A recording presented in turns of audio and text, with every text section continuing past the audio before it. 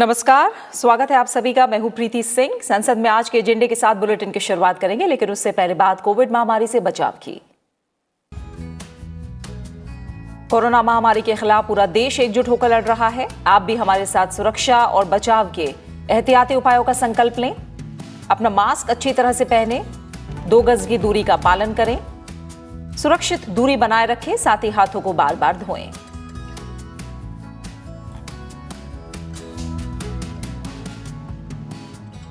और आइए अब शुरुआत करते हैं मुख्य समाचारों के साथ।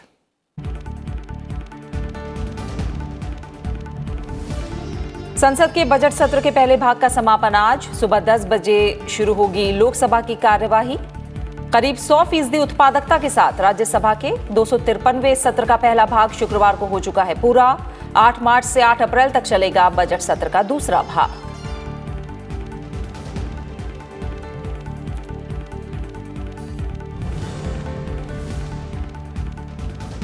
आम बजट 2021-22 पर चर्चा लोकसभा में रहेगी जारी। वित्त मंत्री निर्मला सीतारमण आज देंगी चर्चा का जवाब। 10 फरवरी को सदन में हुई थी आम बजट पर चर्चा की शुरुआत।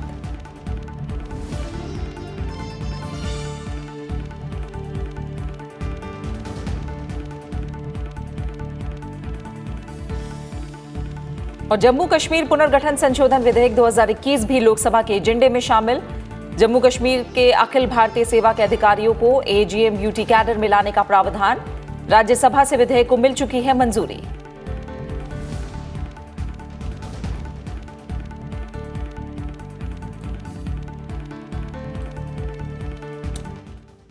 संसद के बजट सत्र के पहले भाग का आज 12वां और अंतिम दिन है। लोकसभा की कार्यवाही अब से कुछ देर बाद सुबह 10 बजे शुरू होगी। हालांकि 2 फरवरी से अब तक निचले सदन की कार्यवाही शाम 4 बजे शुरू होती थी। राज्यसभा की कार्यवाही शुक्रवार को ही 8 मार्च तक के लिए स्थगित की जा चुकी है। बजट सत्र का दूसरा भाग 8 मार्च से 8 अप्रैल तक चलेगा। लोकसभा में आज के एजेंडे की बात करें तो अहम कामकाज आज एजेंडे में शामिल है। आम बजट 2021-22 पर चर्चा लोकसभा में जारी रहेगी और वित्त मंत्री निर्मला सीतारमण आज चर्चा का जवाब देंगी। लोकसभा की कार्यसूची में विचार और पारित किए जाने के लिए जम्मू कश्मीर पुनर्गठन संशोधन विधेयक 2021 भी शामिल है। अहम मंत्रालयों, विभागों के पत्र और संसदीय समिति के प्रतिवेदन भी सदन में पेश किए जाएंगे।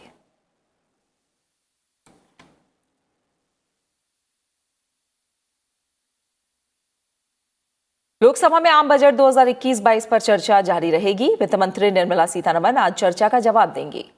सदन में 10 फरवरी को कांग्रेस सांसद शशि थरूर ने आम बजट पर चर्चा की शुरुआत की थी, जिसके बाद बीजेपी, टीएमसी समेत विभिन्न दलों के सांसदों ने चर्चा में हिस्सा लिया। 11 फरवरी को कांग्रेस सांसद राहुल गांधी ने चर्चा को आगे बढ़ाया और 3 नए कृषि कानूनों का मामला उठाया। चर्चा में भाग लेते हुए वित्त राज्य मंत्री अनुराग ठाकुर ने कहा कि इस बजट में नया और मजबूत भारत दिखता है। चर्चा में बीजेडी, टीडीपी समेत विभिन्न दलों के सांसदों ने हिस्सा लिया, लेकिन चर्चा पूरी नहीं हो पाई और ये आज भी जारी रहेगी। चर्चा के आखिर में वित्त मंत्री निर्मला सीतारमण सदस्यों की चिंताओं और सवालों का जवाब देंगी। वित्त मंत्री निर्मला सीतारमण ने 1 फरवरी को आम बजट 2021-22 पेश किया था।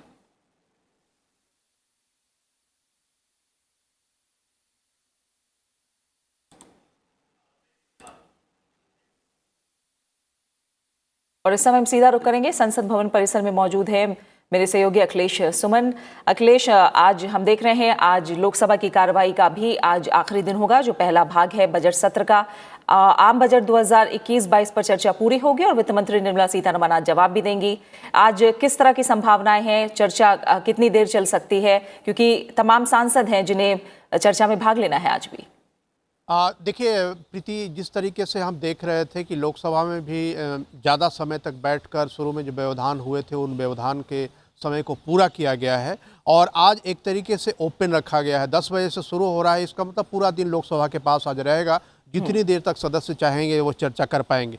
जो 2-3 खास बातें हैं, एक तो है कि बजट पे चर्चा होगी। बजट पे चर्चा के बाद वित्त मंत्री निर्मला सीतारमण जवाब देंगी और उन्हें काफ़ी मौका मिलेगा। कल जो स्थिति ऐसी हुई थी कि राज्यसभा में जब बजट पर चर्चा पूरी हुई तो निर्मला सीतारमण को काफ़ी विस्तार से उन्होंने शुरू में जवाब देना शुरू किया, लेकिन बाद में चूंकि राज्यसभा की एक लिमिटेशन ये है कि 4 बजे से लोकसभा की कार्यवाही शुरू होनी होती है, इसलिए आपको समझा जाता है कि 3 बजे तक सदन को खाली करना पड़ता है सुरक्षा व्यवस्था के लिए। उसके अलावा कोरोना महामारी के बाद जो सफाई वगैरह, सैनिटेशन वगैरह, ये सारी चीज़ों के लिए खाली करना पड़ता है। तो इस हिसाब से उन्हें बाद में अपना जवाब थोड़ा सा धीमा करना पड़ा, उसे थोड़ा छोटा करना पड़ा। 3:15 बजे तक उन्होंने अपने आप को वाइंड अप किया। लेकिन आज लोकसभा में ये स्थिति नहीं रहेगी। लोकसभा में उन्हें पूरा समय मिलेगा और जो भी सदस्य बोलना चाहेंगे उन्हें भी अब आज पूरा समय मिलेगा। तो समय की कोई पाबंदी नहीं है आज लोकसभा के सामने, तो काफ़ी विस्तार से चर्चा हो सकती है इस बात पे। और समझा ये जाता है कि जिस तरीके से लोकसभा में भी इधर जोर पकड़ लिया है चर्चा का दौर, चाहे वो प्रतिपक्ष के लोग हों, तीखे सवाल करते हैं, निश्चित तौर पे सरकार पे आरोप भी लगाते हैं, आक्षेप भी करते हैं, लेकिन सदन की चर्चा चल रही है और सत्ता पक्ष से ही सिर्फ निर्मला सीतारमण नहीं बल्कि अन्य सदस्य भी भाग ले रहे हैं। कई बार मंत्री खुद भी हस्तक्षेप कर रहे हैं, जैसे अनुराग ठाकुर ने हस्तक्षेप किया। कोई भी और मंत्री चाहे तो वो बोल सकता है। तो कई बार ऐसा भी देखा गया है कि कृषि के मामले पे जब उठे हैं तो स्वयं कृषि मंत्री नरेंद्र सिंह तोमर भी उठकर हस्तक्षेप करते हैं।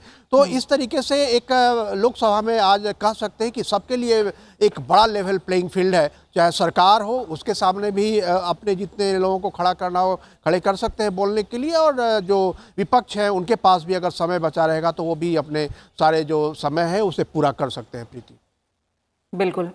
बड़े मुद्दों की अगर हम बात करें, क्योंकि बजट के दौरान हम देख रहे हैं काफ़ी रोचक चर्चा भी देखने को हमें मिल रही है। इस चर्चा के दौरान क्या बड़े मुद्दे हैं जो सामने आए हैं सांसदों की तरफ से? निश्चित तौर पे देखिए, जो कोई भी सत्र होता है उसके पहले जो गतिविधियां होती हैं देश की, वो देश की गतिविधियां काफ़ी प्रमुखता से संसद में उठती है।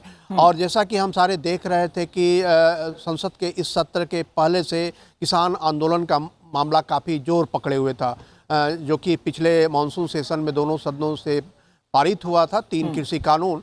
और उन 3 कृषि कानूनों को लेकर देश भर में बहस चल रही थी। सत्ता पक्ष के लोगों का भी अपना एक रुख था, उसके बाद विपक्ष के लोगों ने अपना एक रुख बनाया था। उसके अलावा किसान भी स्वतः स्फूर्त तरीके से भी कई जगह आंदोलन कर रहे थे, अपनी बातें कर रहे थे। इसके अलावा विभिन्न तरह के एक्सपर्ट जो हैं, विभिन्न तरह के एक्सपर्ट भी अपनी अपनी राय रख रहे थे, और ये चर्चा देश में ही नहीं बल्कि विदेश में भी चल रही थी। अब दुनिया का सबसे बड़ा लोकतंत्र है भारत, और यहाँ जब मुद्दे उठते हैं तो पूरे दुनिया की निगाह आती है। तो कृषि कानून जो है वो पूरी दुनिया के निगाह में था, उसके साथ जो भी गतिविधियां देश में चल रही थी वो पूरा था। तो निश्चित तौर पे संसद पर भी इसका असर पड़ रहा था। राज्यसभा में भी हमने देखा कि जो भी सदस्य बोल रहे थे वे सारे तकरीबन कृषि कानून पे तो बोल ही रहे थे, अन्य सारी चीज़ों पे बोल रहे थे, लेकिन कृषि कानून पे भी बोल रहे थे। और कृषि को दुगनी बनाने की जो पूरी पहले से सरकार ने घोषणा कर रखी थी उसके बारे में भी बोल रहे थे कि कृषि जो आय है, किसानों की कृषि आय, उनके लागत का दुगना नहीं हो रहा है। सरकार ये कह रही थी कि उसकी दिशा में हम लगातार आगे बढ़ रहे हैं। स्वामीनाथन कमेटी की रिपोर्ट को विपक्ष कह रही थी कि आपने पूरी तरह लागू नहीं किया, सरकार कह रही थी कि हमने लागू किया, जो अभी तक की किसी भी सरकार ने नहीं लागू किया। तो यह एक सबसे बड़ा मुद्दा हमने देखा कि राज्यसभा में भी और लोकसभा में भी कृषि कानूनों का एक बड़ा मुद्दा आया। और कृषि कानूनों के मुद्दे के कारण जो है कि एक तरीके से कृषि की सर्वांगीण चर्चा भी हो गई। कई बार होता है कि कृषि जब बहस होती है कृषि पर तो संसद में कई बार बहुत रुचि नहीं ली जाती है, पत्रकार भी, मीडिया भी बहुत रुचि नहीं लेती है। लेकिन इस बार ऐसा हुआ कि मीडिया की भी निगाहें कृषि कानून पे, तो संसद में एक बड़ी चर्चा का विषय कृषि कानून रहा।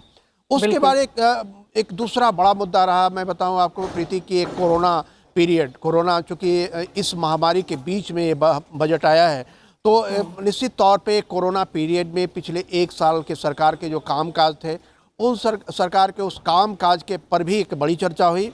विपक्ष जहां यह कह रहा था कि सरकार ने किस तरीके से अपने काम को उस तरीके से पूरा नहीं किया जिस तरीके से कर सकती थी, सत्ता पक्ष का कहना था कि देखिए हम पूरी दुनिया में बहुत सारे ऐसे विकसित देश भी हैं जिन्हें कोरोना से काफ़ी ज़्यादा पीड़ित होना पड़ा, लेकिन हमारे यहाँ मरने वाले की संख्या काफ़ी कम रही, हमें सेकेंड वेव का उस तरीके से सामना नहीं करना पड़ा। हमारे यहाँ जो वैक्सीन का निर्माण हुआ तो हम वैक्सीन अब पूरी दुनिया को दे रहे हैं, न सिर्फ मित्र देशों को बल्कि हम कॉमर्शियली भी वैक्सीन देशों को दे रहे हैं, मतलब उससे हमारी आय भी हो रही है।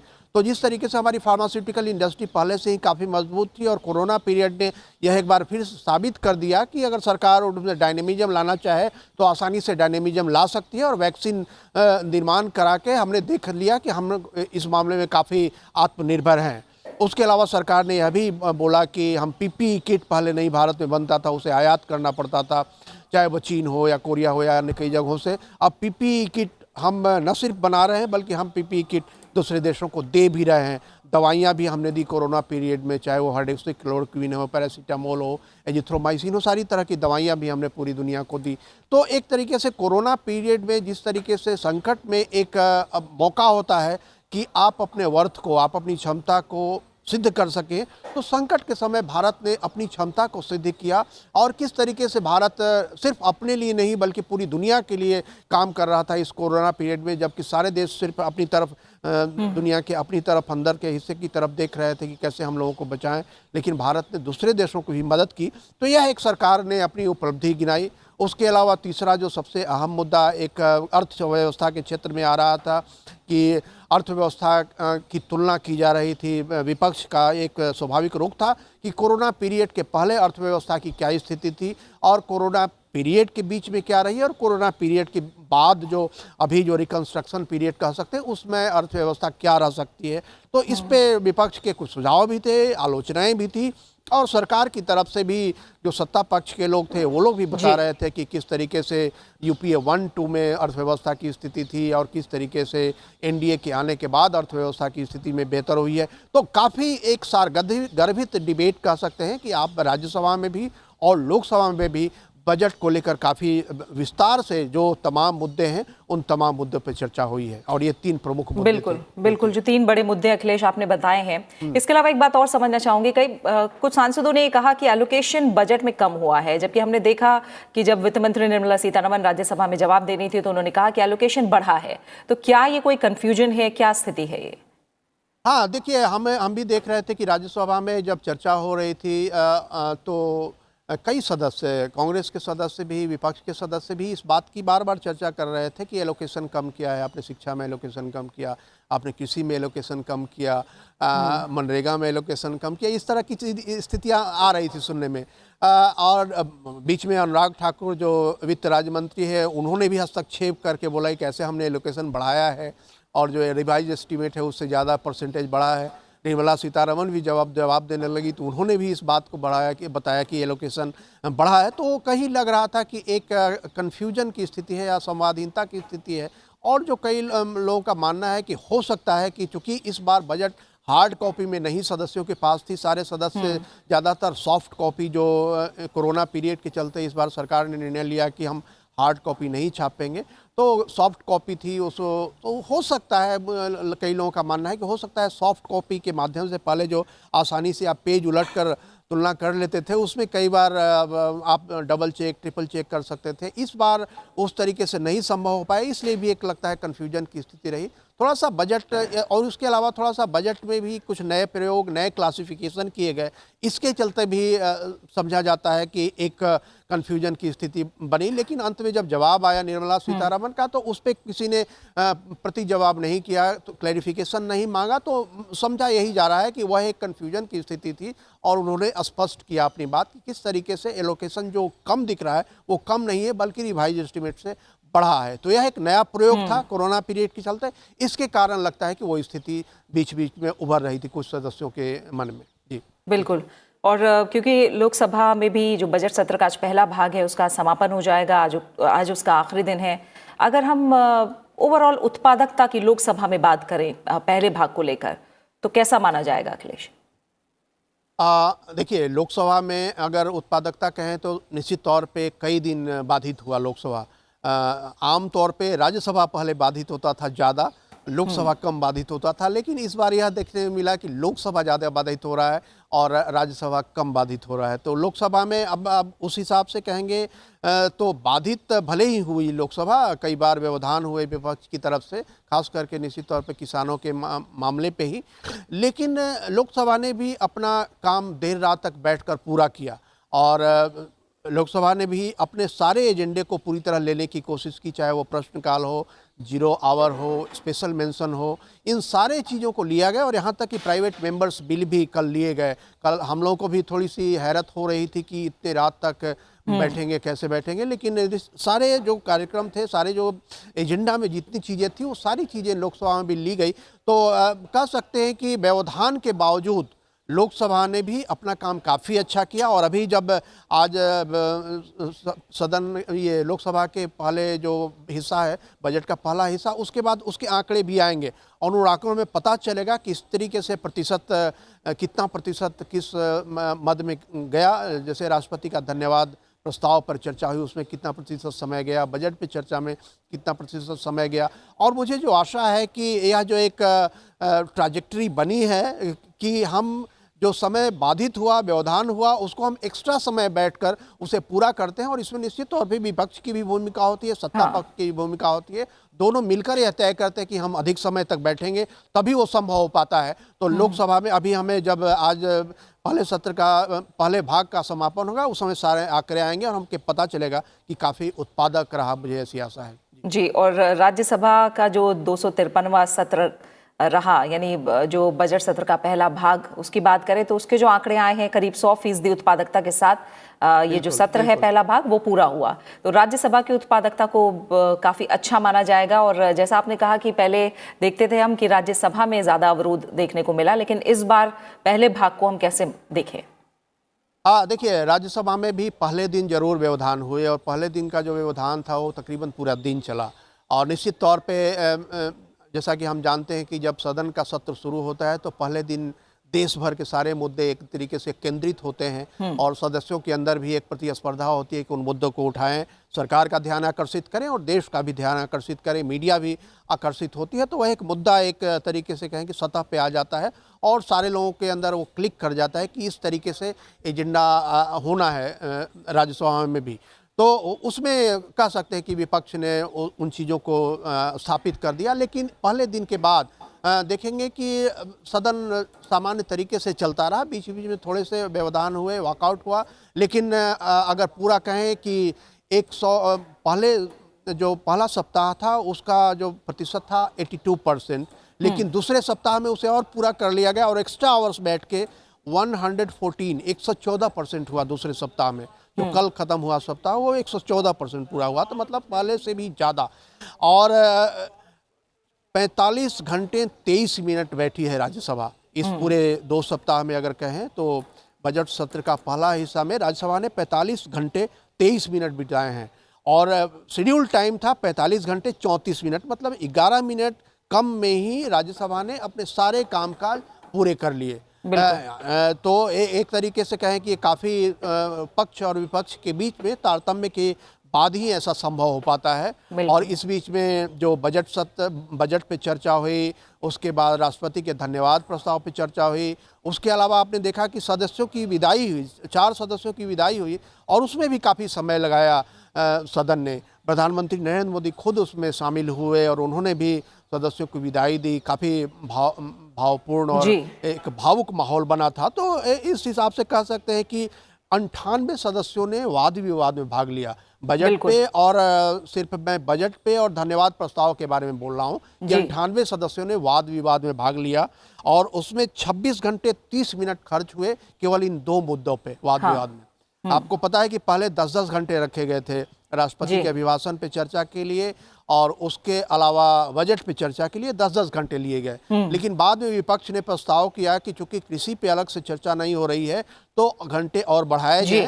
तो उपसभापति और सत्ता पक्ष के और विपक्ष के बीच बातचीत के बाद उसको धन्यवाद प्रस्ताव पर 15 घंटे दिए गए और उसके बाद बजट पे चर्चा के लिए 11.5 घंटे दिए गए। तो जो अलॉटेड टाइम था उससे भी ज़्यादा बैठकर लोगों ने चर्चा की और कह सकते हैं कि सभी सदस्यों को बोलने का मौका मिला जो भी बोलना चाह रहे थे। बिल्कुल 88 मुद्दे उठाए गए जी।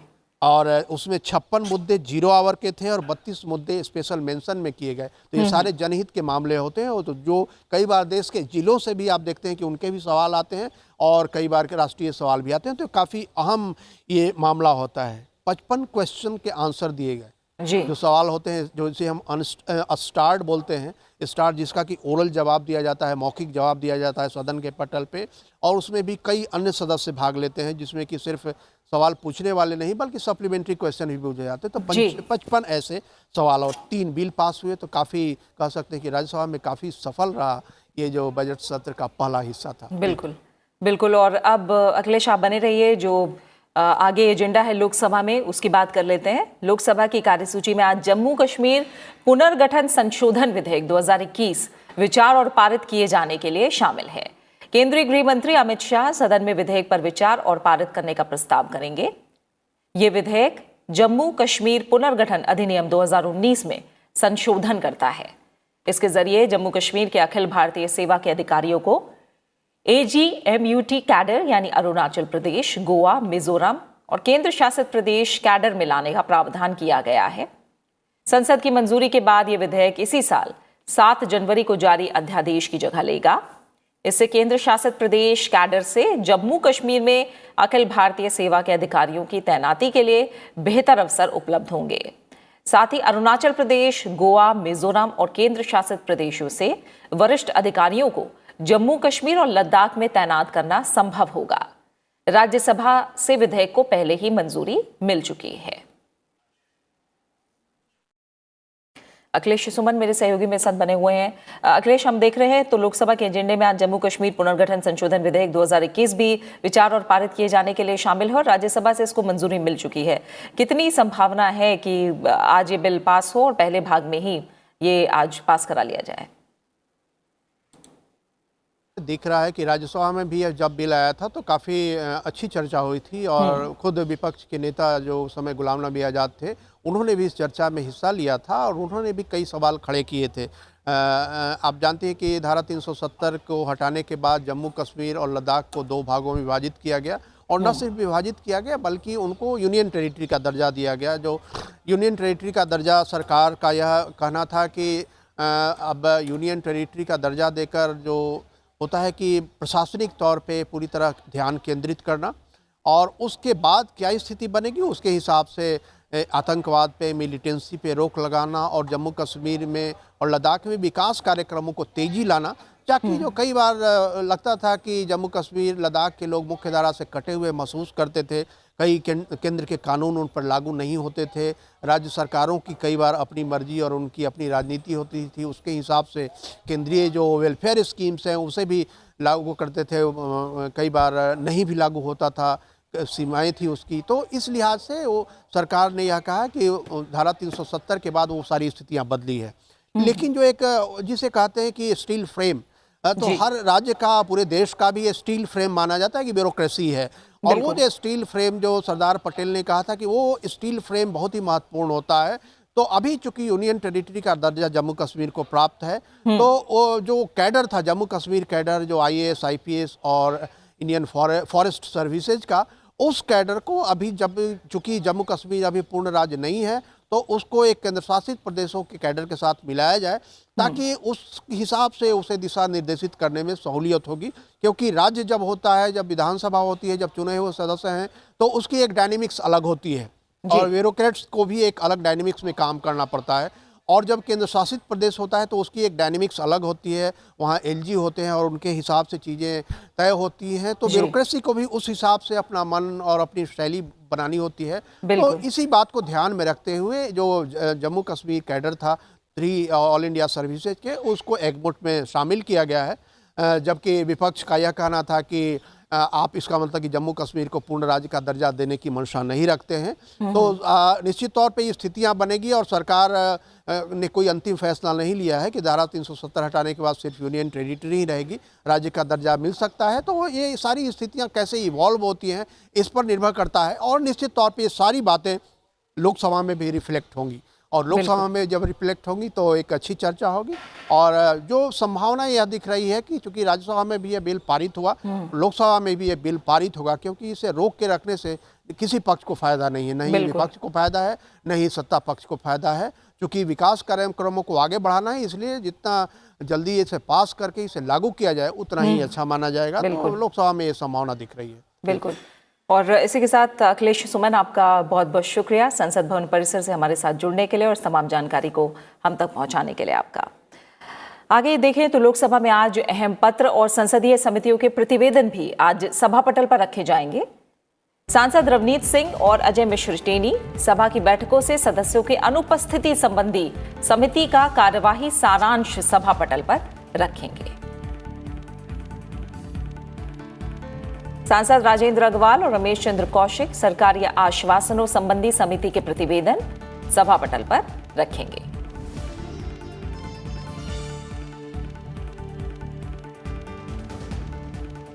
और अब से कुछ देर में लोकसभा की कार्यवाही शुरू होने जा रही है। फिलहाल इस बुलेटिन में इतना ही। आप देखते रहिए राज्यसभा टीवी, लेकिन चलते चलते एक बार फिर आपसे अपील, कोरोना महामारी के खिलाफ पूरा देश एकजुट होकर लड़ रहा है। आप भी हमारे साथ सुरक्षा और बचाव के एहतियाती उपायों का संकल्प लें। अपना मास्क अच्छी तरह से पहनें, 2 गज की दूरी का पालन करें, सुरक्षित दूरी बनाए रखें, साथ ही हाथों को बार बार धोएं। अपना अच्छे से ख्याल रखिए और मुझे दीजिए इजाजत। नमस्कार।